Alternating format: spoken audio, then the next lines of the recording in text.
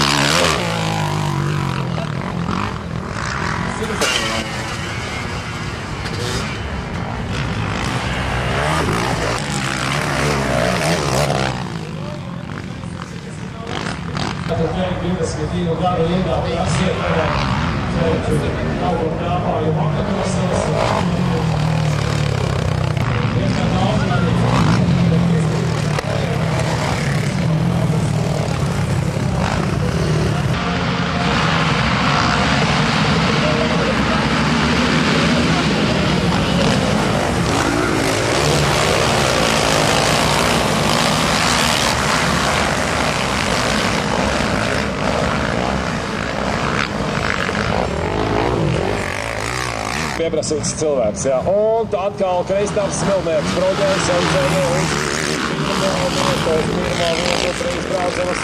Otrajā vietā Guntārs, sestos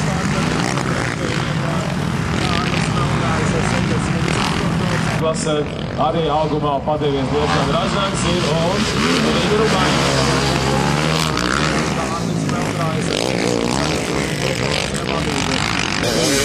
Ar 11. starta numuru ir un jāskaita kopā punkti. Uzvar Kārlis Meldrājs. Ar 11. numuru ir